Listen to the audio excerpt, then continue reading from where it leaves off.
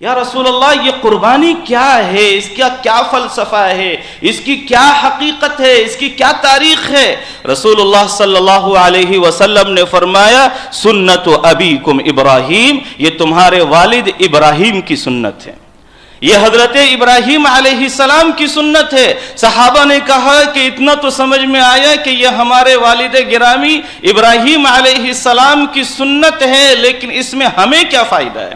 فما لنا فیہا یا رسول اللہ، ہمارے لیے کیا فائدہ ہے اس میں اللہ کے رسول؟ تو رسول اللہ صلی اللہ علیہ وسلم نے فرمایا بِكُلِّ شَعْرَةٍ حَسَنَةٍ، قربانی کے جانور کے جسم پر جتنے بال ہوں گے ہر بال کے بدلے ایک نیکی ملے گی،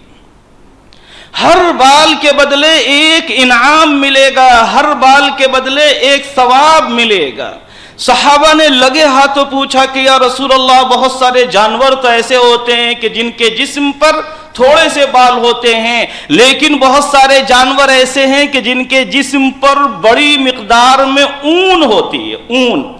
فمصوف، اون کے اندر تو بہت ہی ریشے ہوتے ہیں، بہت زیادہ بال ہوتے ہیں، انکاؤنٹیبل کہہ سکتے ہیں کہ اس کے اندر بال ہوتے ہیں۔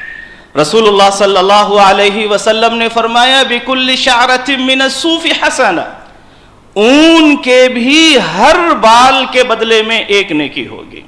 تو یہ ثواب، یہ انعام اللہ تبارک و تعالی ہمیں عطا فرماتے ہیں قربانی کی عبادت کے اوپر۔ لہذا یہ جو قربانی ہے ہمیں یہ قربانی کرنی چاہیے اور ہمیں اللہ کی رضا کے لیے اس کام کو انجام دینا چاہیے۔ قربانی ہر اس شخص کے اوپر واجب ہے، ضروری ہے جو جس شخص کے پاس زکوٰۃ کے نصاب کے برابر مال ہو، یعنی جو صاحب نصاب ہے، جو زکوٰۃ ادا کرتا ہے اس پر قربانی واجب ہے۔ اسی کے ساتھ ساتھ اگر کوئی شخص ایسا ہے جو صاحب نصاب نہیں ہے، زکوٰۃ نہیں دیتا، لیکن اس کے پاس ضرورت سے زیادہ اتنا مال ہے جو اس کے استعمال میں نہیں ہے، اس کی ضرورتوں میں وہ مال کام نہیں آ رہا، اور وہ اتنی مقدار میں ہے کہ ان سب کو جمع کر کے بیچے تو 612 گرام چاندی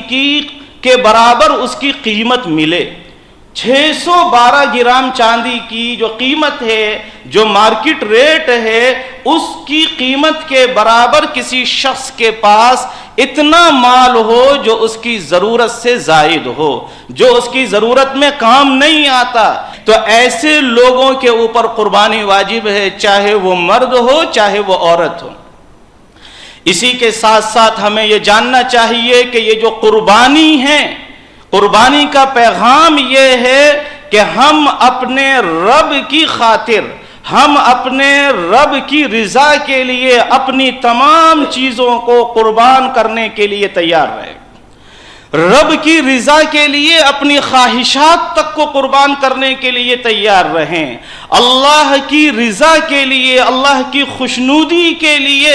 اگر ہمیں اپنی جان کی قربانی دینی پڑے تو ہم اس سے بھی گریز نہ کریں۔ یہ قربانی کا عمل یہ ہمیں اس بات کا پیغام دیتا ہے کہ ہم اس کے ساتھ ساتھ، قربانی کے اس عمل کے ساتھ ساتھ ہم اپنی تمام خواہشات کو چھوڑیں۔ اگر ہم نے اپنی خواہشات کو نہیں چھوڑا، اگر ہم نے اپنی غلط حرکتوں کو نہیں چھوڑا، اگر ہمارے اندر برائیاں باقی رہیں، اگر ہم دوسروں کے خلاف سازشیں کرتے رہے، اگر ہم دوسروں کے مال پر، جائیدادوں پر قبضہ جمائے رہے، اگر ہم دوسروں سے حسد، کینہ، بغض اور عداوت رکھتے رہے، تو ایسے شخص کی قربانی کیا قبول ہوگی؟ قربانی کا پیغام یہ ہے کہ ہم ان تمام چیزوں کو قربان کریں، اپنے رب کی رضا کے لیے ہم ان تمام چیزوں کو چھوڑ دیں،